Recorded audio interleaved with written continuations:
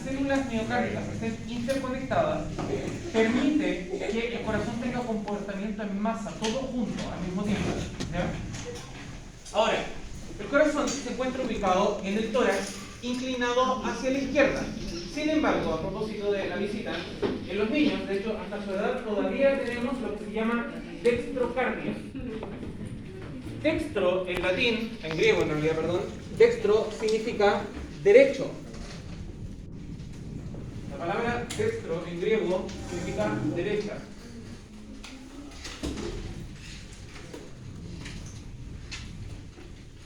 Pliego significa izquierda. Por tanto, cuando yo digo que los niños tienen dextrocardia, ¿qué significaría? El corazón está hacia la derecha. Mientras más pequeño es el niño, más dextrocardia tiene. ¿Sí? Nosotros, por el contrario, tenemos levocardia. Nuestro corazón se ha ido desplazando e inclinando hacia el lado izquierdo, particularmente la punta inferior. ¿Sí? Ahora, se encuentra ubicado entre los dos pulmones, delante de la tráquea y detrás del esternón. Este espacio, que básicamente está formado por los pulmones, la tráquea y el esternón, todo este espacio que contiene el corazón, se llama mediastino. ¿Okay? Ahora, el corazón también está envuelto en una membrana. Esta membrana es un tejido conectivo y se llama saco pericárdico. ¿Qué significa peri? Peri, alrededor. Por tanto, pericárdico es el saco que envuelve alrededor del corazón. ¿Ya? Y tiene forma de copa, una copa inclinada. Si ustedes se fijan, nosotros hacemos así y nos vamos a dar cuenta que el corazón tiene forma de copa. ¿Sí? Y esta copa tiene su punta inclinada hacia el lado izquierdo particularmente, y esa punta se denomina ápex cardíaco. Ya habíamos hablado del término ápex. De hecho, hay ápex o ápices en el cuerpo. ¿Qué significa ápice o ápex? ¿Cómo? No, eso es apéndice. Ápex o ápex o ápice.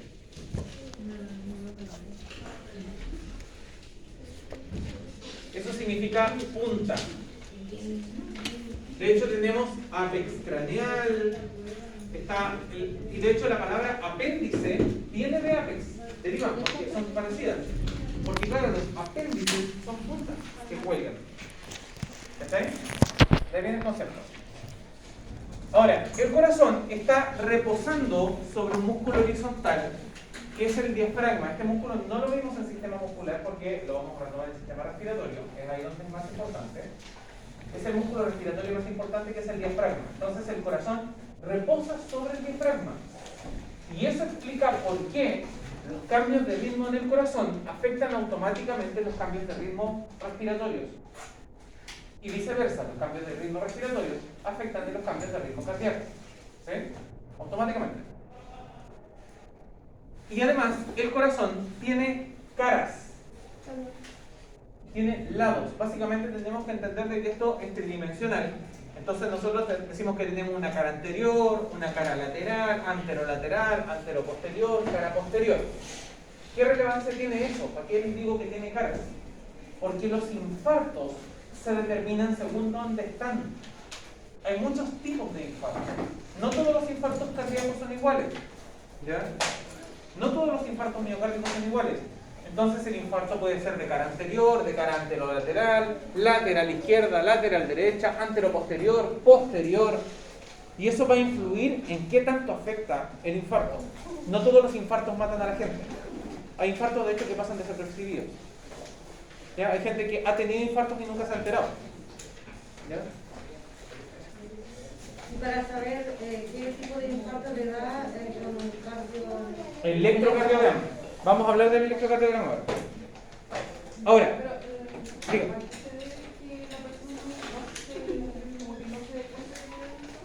Porque un infarto, hija, si afecta a una cara pequeña del corazón, solo te va a doler, pero no vas a sentir la sensación de muerte que causa un infarto grande. No detiene el corazón, que es muy chico. Entonces, ¿qué es lo que pasa? Típico, viejito de campo, porfiado. Hoy le dolió el pecho, estaba trabajando, le dolió el pecho. No, me voy a tomar una agüita y me voy a acostar. Y al otro día se le quitó. Y eso puede haber sido un infarto. Y muchas veces ocurre. Me han llegado pacientes que yo le tomo un electro y me encuentro con un infarto antiguo en el electro y le digo, oiga, ¿usted tuvo un infarto? No. Sí, caballero, usted tuvo un infarto y no se enteró. Dígame. Mi mamá sufrió un infarto al miocardio, se le taparon la arterias coronaria. coronarias. Sí, 3. Y resulta que ella estuvo con síntomas como una semana antes, que fueron vómitos, mucho vómito y como dolor de estómago y cosas así. Y cuando ella fue al hospital, fue a la clínica, nunca le vieron que era infarto. Y después un día como que eso se desató y le vino. Así De hecho, fue. probablemente los infartos tampoco son automáticos, uno se puede estar infartando mucho tiempo. Sí, eso le Depende de qué dijeron. tan obstruida esté la arteria. Acuérdense que tiene que ver con el taponamiento de las arterias coronarias. Sí. Y si el taponamiento es parcial, es incompleto, puede durar harto No, tiempo. ellos la operaron de pecho abierto porque como se dice tiene malísima pena, no Sí. le pudieron hacer la otra operación. Dígame. Profe, esas punzadas que dan aquí como en el corazón, que como que no dejan respirar, son normales, ¿no? A ver, ahí nos estamos metiendo un poco con la parte más clínica, pero como para hacer la cosa. Los infartos causan dolor precordial en el pecho, ¿sí? Que generalmente es opresivo y no te deja respirar. Pero debe tener ciertas características para poder ser efectivamente cardíaco. Primero, que se irradia hacia el lado izquierdo, hombro, mandíbula, brazo. ¿Ya? Primero, porque afecta a los nervios de ese lado. Segundo, el dolor no debe ser palpable. Generalmente esos dolores que no te dejan respirar, que son como punzadas, si tú te aprietas, te duele. Si es palpable, es porque no es el corazón, porque el corazón no lo puedes apretar, está dentro de las costillas. Lo que estás sintiendo dolor son los intercostales. ¿Se acuerdan que yo les había hablado de esto? Las contracturas intercostales. Y tercero, no debe estar asociado ni a gastritis ni a reflujo, porque si no, es en realidad el dolor causado por la quemazón del ácido en el esófago, que lo estás confundiendo con un infarto. Espera. Y esto que a mí me pasa a veces cuando yo respiro hondo a veces, me respiro como que boto el aire por el aire, y después cuando trato de volver a respirar como que me pincha, pero muy fuerte, así me deja sin respiración. No tengo cómo saber qué es sin tomarte un electro y sin hacerte examen físico en ese momento. Porque reitero, si es palpable el dolor, no es cardíaco. ¿Pero te has hecho palpación? Me tocaba así, me tocaba abajo, pero es como una primera así que te deja así para abajo. Puede que tengas alguna pequeña arritmia, también puede ser. Dígame. ¿Cómo está? Ahora, respecto a la ubicación del ápex, hay cosas importantes. Respecto a la ubicación del ápex hay algunas cosas importantes. Tenemos que saber ubicar el ápex porque es un referente anatómico, por ejemplo, para la ocultación y la toma de los electrocardiogramas. ¿Cómo vamos a ubicar el ápex cardíaco? Dijimos que estaba inclinado hacia el lado izquierdo, ¿cierto? Se encuentra en el quinto espacio intercostal del lado izquierdo. ¿Cómo encontramos eso? Busquen la clavícula primero. La clavícula, justo debajo de la clavícula, hacia abajo vamos a encontrar un agujero, un espacio palpable entre la clavícula y la costilla. ¿Sí? Seguimos haciendo eso, nos encontramos con otra, segunda, tercera, cuarta, quinto. El quinto espacio intercostal, más o menos, se encuentra en diagonal al pezón, hacia el lado izquierdo. Escúchenme por favor. En varones y en mujeres copa A o B, vamos a tener de referencia el pezón diagonal en dirección hacia el esternón, es decir, más o menos por aquí. Aquí, escúchenme primero, aquí se puede colocar, por ejemplo, el fonendoscopio para auscultar, ¿ya? Reitero, pezón, diagonal hacia abajo, hacia el esternón, aquí. Vamos a encontrar ¿cómo se llama? Vamos a encontrar el ápex y por tanto lo vamos a poder palpar o colocar el chupón que corresponde con el electro. En mujeres que tienen copa C o D, el pecho cae y cubre la zona de ubicación del ápex y por tanto toca levantar el pecho, literal, para poder ocultar o colocar la derivada del electro, toca levantar el pecho y ubicar la misma zona y ahí se va a colocar el electro, ¿sí? Para que sepan cómo ubicar, porque es importante, es un referente anatómico muy importante, ¿ya? Ahora, El corazón en la práctica no es un corazón. Los seres humanos y la mayoría de los mamíferos tenemos dos corazones. Son dos corazones fusionados, porque en la práctica son dos bombas envueltas como una sola. De hecho, originalmente a nivel evolutivo eran dos y se fusionaron. Y eso explica por qué existe un tabique cardíaco intermedio que separa por completo el corazón derecho del corazón izquierdo. El corazón son dos fusionados en uno. ¿Ya? Entonces, el lado derecho recibe la sangre desde el cuerpo. ¿Se acuerdan que ayer hablábamos de circulación menor, cierto? En la circulación menor, la sangre primero viene desde el cuerpo y entra al corazón derecho, y el corazón derecho lo bombea hacia los pulmones. El corazón derecho, por tanto, siempre bombea la sangre hacia los pulmones. El corazón izquierdo va a recibir la sangre desde los pulmones y la va a bombear hacia el cuerpo a través de la aorta, generando la circulación mayor. Repito, el corazón derecho recibe la sangre desde el cuerpo y la lleva a los pulmones, la bombea hacia los pulmones. El corazón izquierdo recepciona de vuelta la sangre desde los pulmones y la bombea hacia el cuerpo. ¿Se entendió ese concepto general? ¿Sí? ¿Está claro? Bien. Ahora, cada uno de estos dos corazones, corazón derecho y corazón izquierdo, se subdivide. No, profe. No alcancé, no.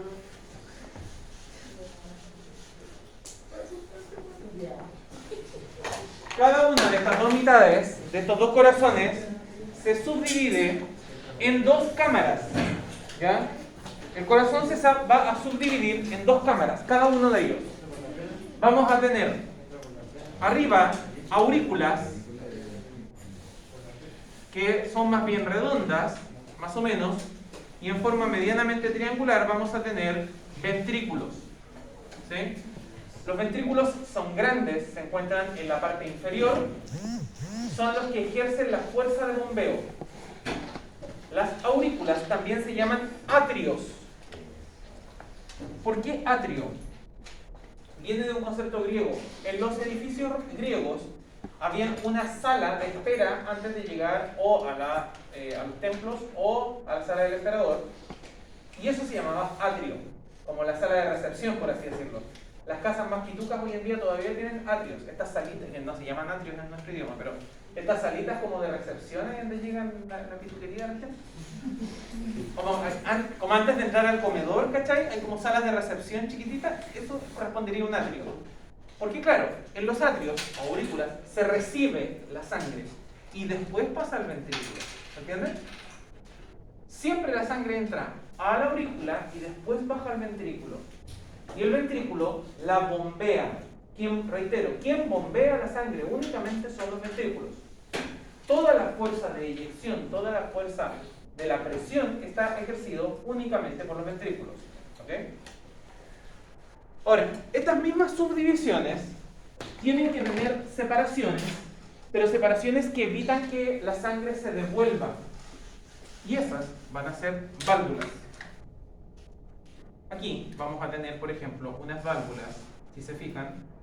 Entonces, si la sangre entra desde el cuerpo, aquí, por la vena cava, a la aurícula derecha, se llena la aurícula derecha y después se abre esta válvula y la sangre pasa al ventrículo derecho.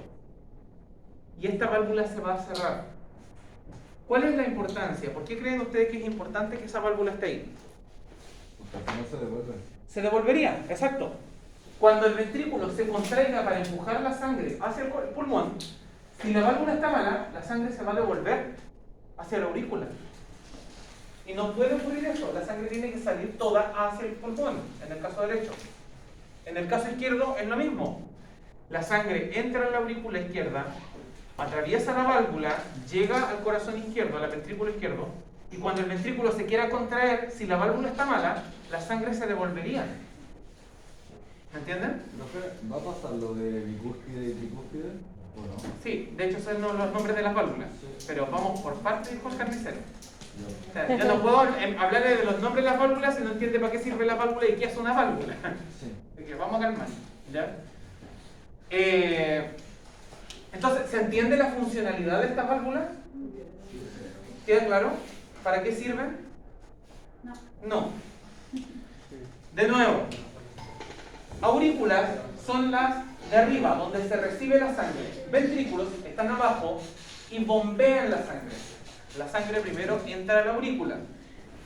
Una vez que entra a la aurícula se tiene que abrir la válvula y dejar pasar la sangre al ventrículo, y el ventrículo va a bombear, se va a apretar. Si se aprieta, entonces la sangre debería salir por el vaso que corresponde, en este caso por la vena pulmonar, ¿cierto? Hacia los pulmones. Si la válvula está mala, la sangre se devolvería hacia la aurícula, no saldría todo hacia los pulmones, y eso es un problema. Porque la sangre se está devolviendo, la sangre no tiene que devolverse. De hecho, eso se opera. Cuando las personas tienen ese problema, hay que hacer una cirugía que se llama recambio valvular. ¿Sí? Buenas noches. ¿Se entiende la idea o no? ¿No entiende todavía? Hija, a ver. Es súper fácil. Bien, usted va al metro, ¿cierto? Ahí en Santiago. Ya. La porquería esta va a pasar por las VIP. ¿Sí? Esa porquería son las válvulas. Usted entra a la sala del metro, la aurícula. Toda la gente atraviesa las válvulas de porquería. ¿Se pueden devolver? No. Esas son las válvulas. ¿Se entendió? Si las válvulas están malas, si ¿cómo se llama? Estas porquerías están malas, la gente se puede devolver fácilmente. Y eso sería un problema para el metro. ¿Sí o no? Ya, pues aquí en el corazón es lo mismo. Si se me devuelve la sangre desde el ventrículo a la aurícula es un problema. ¿Me entiendes? Porque la sangre se va a ir de vuelta hacia el cuerpo, sangre que no está oxigenada. Eso no puede ocurrir. Entonces, si el corazón desarrolla válvulas para separar obligar la dirección de bombeo, siempre en una sola dirección, siempre avanzando, aurícula, ventrículo, arteria. ¿Sí? ¿Más claro? Sí. Ya. Ahora, esas válvulas están hechas de tejido conectivo y, como les decía, se pueden dañar. Si se dañan, hay que operar. Porque obviamente si la válvula deja de funcionar, ya dijimos, se devuelve la sangre. Y eso se llama recambio valvular, la cirugía. ¿Ok? Esas válvulas tienen nombres, que era lo que mencionaba su compañero. Aquí estamos viendo un corte del corazón desde arriba. Aquí arriba están las aurículas, hacia abajo estarían los ventrículos. ¿Sí?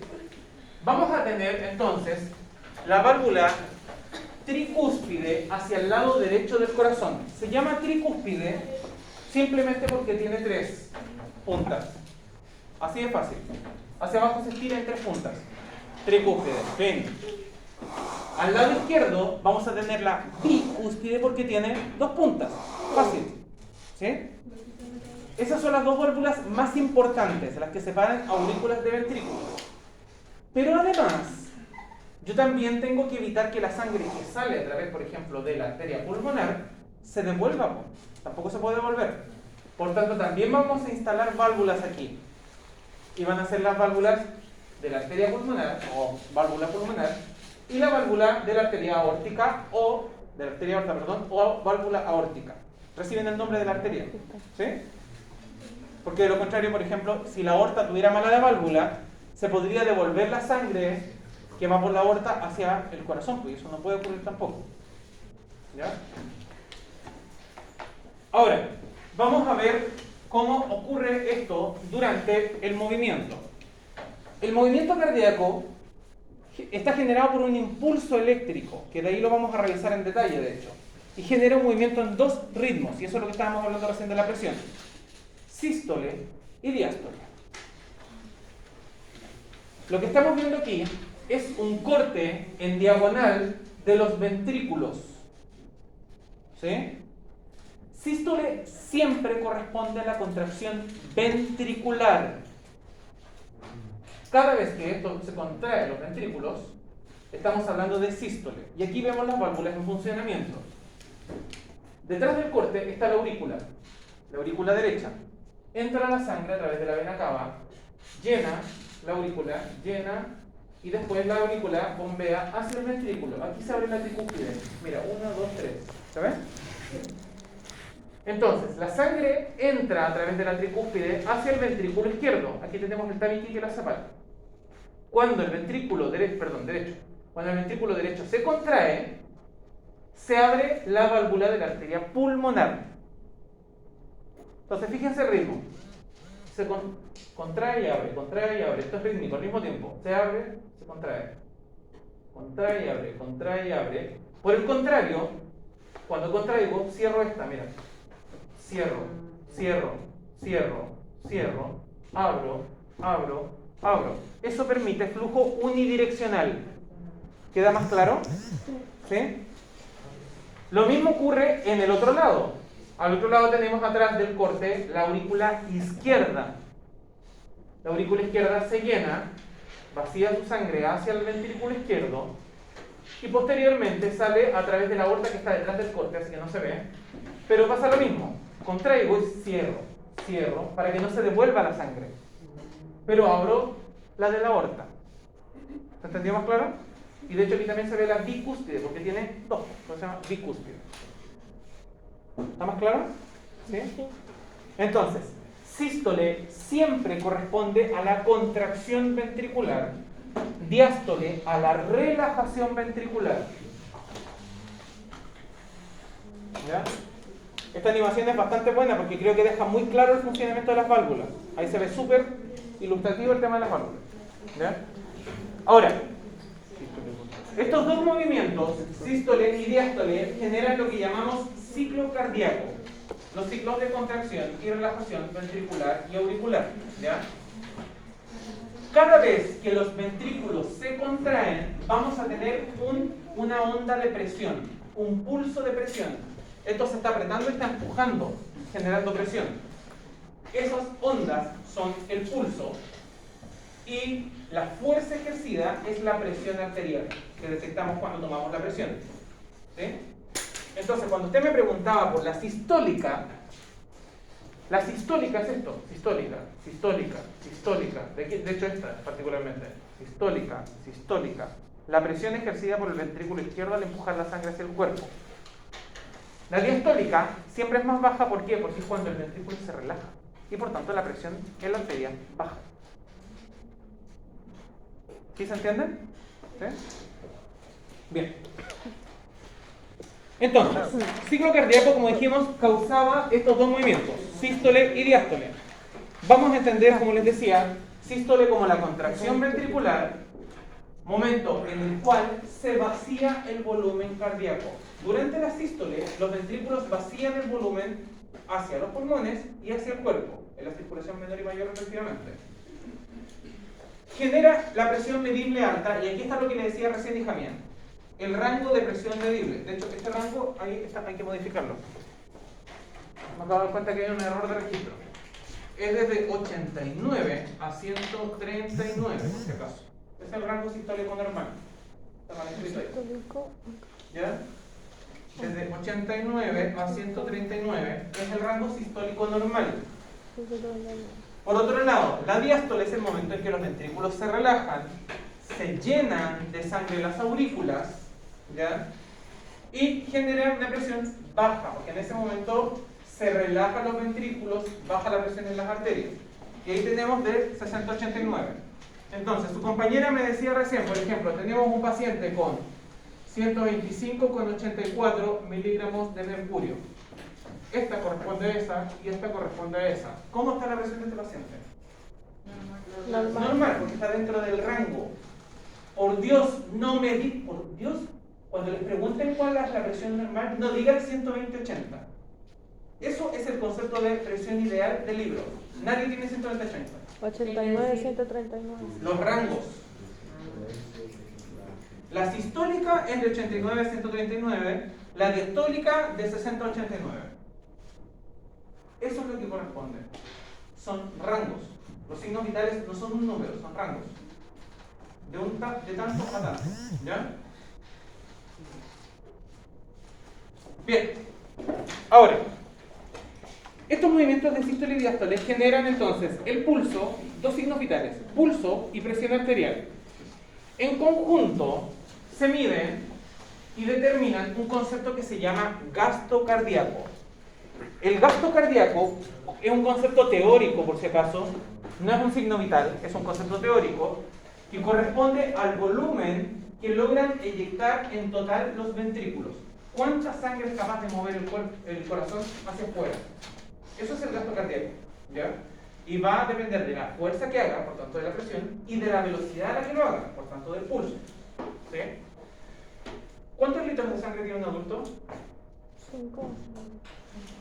Más o menos el 8% de su peso en una persona de 70 kilos son más o menos 5 litros y algo. ¿Sí? Más o menos. El corazón en ritmo basal, es decir, en ritmo normal y presión normal, por minuto mueve entre 5 a 6 litros. Es decir, su corazón por minuto mueve toda la sangre del cuerpo. Logra hacer el bombeo de toda la sangre del cuerpo, hacerla circular. Por minuto. ¿Sí? El gasto cardíaco basal de una persona normotensa, es decir, presión normal, y eucárdica, es decir, frecuencia cardíaca normal, es entre 5 a 6 litros por minuto. Esto significa que cuando usted se acelera o le sube la presión, el gasto cardíaco aumenta. Y está bombeando más sangre de la que tiene por minuto. No es como que le falte, simplemente da más vueltas. ¿Sí? Entonces, esto refleja la real capacidad del corazón. De hecho, uno de los determinantes, como decía, frecuencia cardíaca, presión arterial. Y se va a alterar en patologías, pero se eleva normalmente el esfuerzo. Si usted se enoja, sube la escalera, le da fiebre, se agarra a combo, le sube, obviamente, la frecuencia cardíaca, la presión arterial, ¿cierto? Empieza a gritarle a su compañera, le sube, ¿por qué me llamaste a las 3 de la mañana que estaban gritando ahí en el pasillo? Le sube la frecuencia cardíaca, le sube la presión arterial, el gasto cardíaco aumenta, pero eso es fisiológico, es un mecanismo compensatorio. Pero hay patologías donde se altera el gasto cardíaco, donde a pesar de que la frecuencia cardíaca o la presión arterial son más altas, no hay mayor bombeo. Por eso digo que el gasto cardíaco ahí está alterado. Un ejemplo clásico es la insuficiencia cardíaca, sobre todo cuando es congestiva. La insuficiencia cardíaca es cuando el corazón no logra bombear bien. Entonces yo me encuentro con un paciente que tiene presión alta, frecuencia cardíaca alta, pero no tiene mayor bombeo de sangre. Eso está mal, eso es un problema, es insuficiencia cardíaca. En los bloqueos cardíacos, de que de ahí los vamos a ver, y en la hipertrofia ventricular. La hipertrofia ventricular, literalmente, es cuando el músculo cardíaco se hipertrofia. Recordemos que el corazón es un músculo, y como cualquier músculo, si hace mucha fuerza, crece, ¿cierto? Ya, pues. Si esto crece hacia adentro, porque para afuera se encuentra con los pulmones, con el esternón, con la tráquea, no tiene espacio para crecer para afuera, crece para adentro. ¿Le proporciona más espacio a la sangre? Proporciona menos. La hipertrofia ventricular aumenta la presión, pero no mejora el volumen de distribución. Por el contrario, lo disminuye. Y eso le ocurre, por ejemplo, a los pacientes hipertensos a largo plazo. Porque claro, el corazón está haciendo fuerza todo el tiempo, en exceso. Los hipertensos casi siempre tienen hipertrofia ventricular izquierda, el clásico. ¿Ya? Ya, hasta acá, ¿cómo vamos? ¿Se entiende? Sí. Ya, ahora nos vamos a meter en aguas pantanosas. No. Ahora. Queda poco para ¿En qué estábamos? pongan otro tema. Dígame.